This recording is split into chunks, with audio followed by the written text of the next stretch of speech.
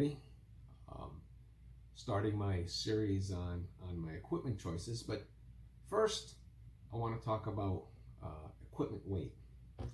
So hiking is really walking plus carrying, and the more walking you can do and the less carrying you can do, well, to me, the more enjoyment I'll have.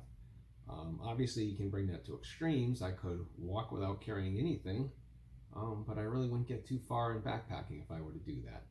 So we're going to try minimizing the carrying part without going overboard.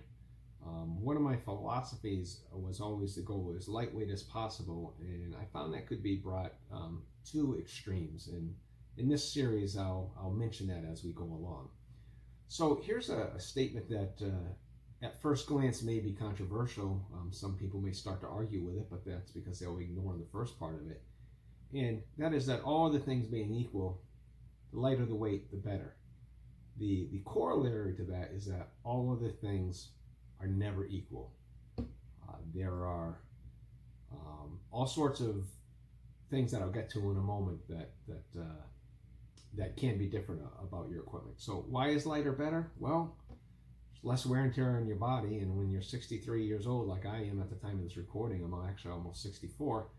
Wear and tear on the body is something I want to avoid. Secondly, for the same amount of weight, I can carry more function if my equipment is lighter. So examples of those other things that I say that might not be equal. Well, cost. When I talk about my tent, I'll be talking about a piece of equipment that I was bragging to my son Craig about as being only weighing 1.5 pounds, and he said, "No, Dad, it weighs $600." Well, touche. Craig was right. Fortunately, I'm in the part of my life where I can afford a $600 tent, especially since I've carried it, over 1,000 miles and 50 to 100 nights on the trail, where the cost per night is down quite a bit, and it's showing no signs of wear and tear. So hopefully, when it's over, I can say, "Hey, I spent $1 a night on this tent." Function. The function of equipment can be different. When I get especially to talk about my stove, the particular stove I use is very lightweight, but it has some disadvantages, and I'm always reevaluating, and I may even change what kind of stove I use. But in this series, I'm going to tell you what stove I've currently been using. The quality obviously can make a difference. If something's a lighter weight, its quality might not be quite as good as something else, and that might not matter. There's actually a piece of equipment I have where the lower quality piece is still sufficient quality to get the job done, and that's all I need. It may be less sturdy. That's kind of a quality issue, but a lighter piece of equipment may be less sturdy. It may rip easier if it's something of cloth. It may get damaged easier from just the trail. Living on the trail is just is physically very tough, not only on your body but also on your equipment. There's the interplay among elements. I read something on Wikipedia recently that said, you have to minimize, or you should attempt to minimize the weight of every individual item. And unfortunately, it's more complicated than that. That it ignores certain things. A hammock, for example, may be heavier than a tent, but if it allows you to carry a lighter sleep system, you have to look at the overall weight situation that you're in. So everything's a trade-off.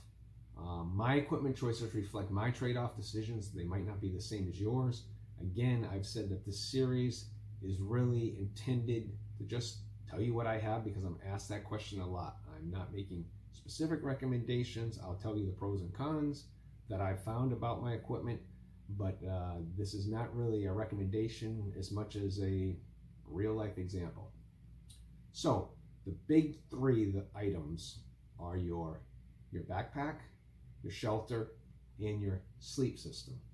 Now there's some talk about what is ultralight, what is super ultralight. They have all these categories. I could care less about them. I used to be, go overboard, and there are times I have gone overboard and trying to keep the weight light. But I just would suggest that if you can keep these three the big three under 8 pounds, the rest of the things will take care of themselves. You can make decisions: how much clothing to bring, how many days worth of food can you carry, what kind of water filter can you carry.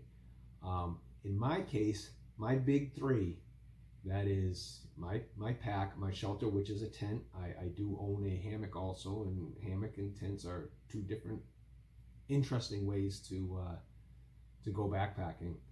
They weigh 5 pounds, 9.5 ounces, so I'm well under that 8 pounds. So when I start with that, the bare essentials, I can make decisions about how much clothing I bring, how much food I'm going to bring for any one segment, which will affect how often I have to resupply. I'm a maniac about water. You probably know from my prior videos. So that actually impacts how much water I can bring. I've found that keeping my total weight under 30 pounds is most comfortable for me, but I found during my 600 mile or 566.4 mile section hike that I got stronger as it went along, and I was able to carry up to 40 pounds. It's not something I want to do all the time, but I can at need, and usually that extra weight was water when I knew I was going into a campsite or a shelter site that didn't have a good reliable water source. So that's what we're going to do here in this series. I'm going to start by just reviewing each piece of equipment and trying to tell you what the trade-offs were that they decided. And I will mention the weight when it's particularly pertinent. I guess it doesn't matter how much my toothbrush weighs, but maybe my overall hygiene weight, hygiene kit weight, or my first aid kit weight really does mean something. Okay, so we'll start the series with the next video where I'll review my tent.